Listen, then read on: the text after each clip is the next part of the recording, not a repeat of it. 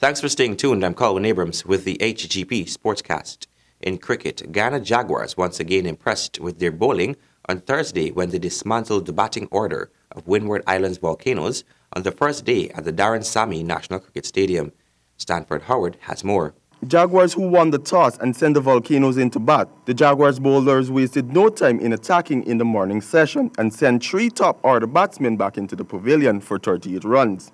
Hodge with 48 and Edwards with 24 was the only batsman who helped to give the Volcanoes some sort of first innings total. They were eventually bowled out for 153 in 50.5 overs. Rutherford was the best bowler for the Jaguars, taking 6 wickets for 32 runs in 10.5 overs. Jaguars started off rocky in their first innings, losing 1 wicket for 1 run. At one stage of the innings, they were 4 for 89, looking to follow the traits of their competitors. It was Vishal Singh, 89, and Anthony Bramble, 66, not out, who steered the Jaguars at lunch on day 2 with a lead of 77 runs. For HGP Sports, I'm Stanford Howard. Thank you, Stanford. Sri Lanka A defied Cottrell Hodge to clinch 10th victory on the first one-day match between West Indies A and Sri Lanka A on November 1 at Sabina Park. Stanford Howard has more in this report. On the first ODI, West Indies A failed to build on an open partnership of 67 between Hodge and left-hand hometown boy John Campbell. After Campbell caught and bowled in the 19th over by Pushkar Kumar, there were little substance from the rest of the batting. Opener Hodge anchored with 54 from 69 balls, and Rakeem Cornwell made 37 to get them to a reputable total of 176 in 48.4 overs, following a batting collapse. Appasu was the most successful Sri Lankan bowler with 3 for 34 from 10 overs. In the Sri Lankan A replied to a very disappointing score by the Windies. Guyanese Royston Beaton grabbed an early scalp for West Indies A when he removed sudden Red Duck in the second over of the chase. But Cottrell put the Sri Lankans under further pressure, removing Roshan Silva and Dashwani De Silva cheaply before the end of the first power play. Cottrell and off-spinner Rakeem Cornwell continued to make inroads into the Sri Lankan A batting, leaving them 126 for 7 in the 30th over. But the Windies A met a stiff resistance from the visitors' lower order and take them over the finish line. For HGP Sports, I'm Stanford Howard. Thank you, Stanford. In Rodeo, vaqueros from both Guyana and abroad displayed their skills in some daring and defying art sequences in an action-packed day of rodeo at the Rising Sun Turf Club, Berbice. Here's more in this report. The competition was immense as participants from both Guyana and abroad battled for top spots in this year's event.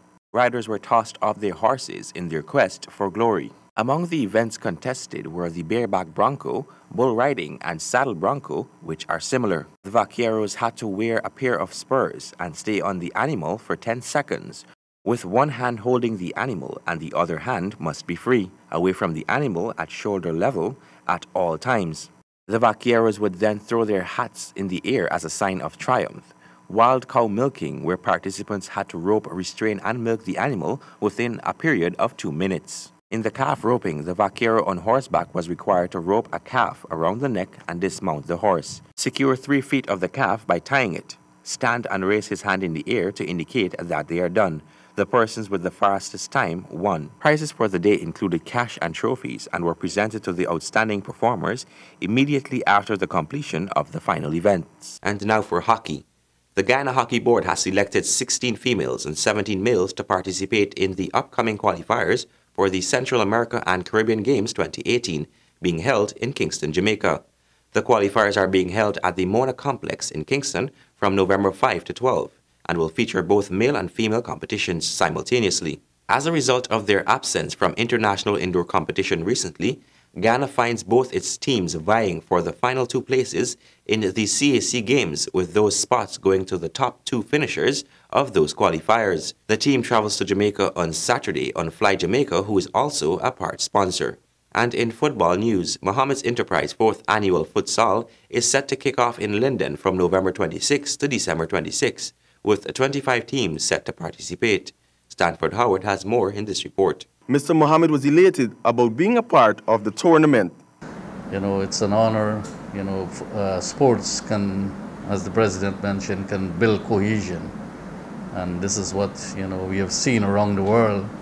Because, 20 years ago, 15 years ago, you could have never seen a Muslim player, wearing a big beard playing cricket for different countries, and football players from Africa, Muslims who are integrally involved in sports, President Wayne Ford mentioned that he is pleased that the tournament is doing well for football. The tournament has brought much life and excitement to football in the UDFA environment, and every opportunity to give our young players some space to do what their passion and their interest really lies, which is to play football, is one that ought to be supported by all stakeholders. Futsal is clearly growing in its popularity in Guyana, and as Mr. Kenrick Noel rightfully said, the Guyana Futsal Association has an important role to play in the ultimate streamlining and regulating of the futsal fraternity. The format of the game is a straight knockout tournament. Mr. Andrew Majors spoke of the prizes. First place, 500,000. Second place, 150,000. Third place, 50,000. Fourth place, trophy.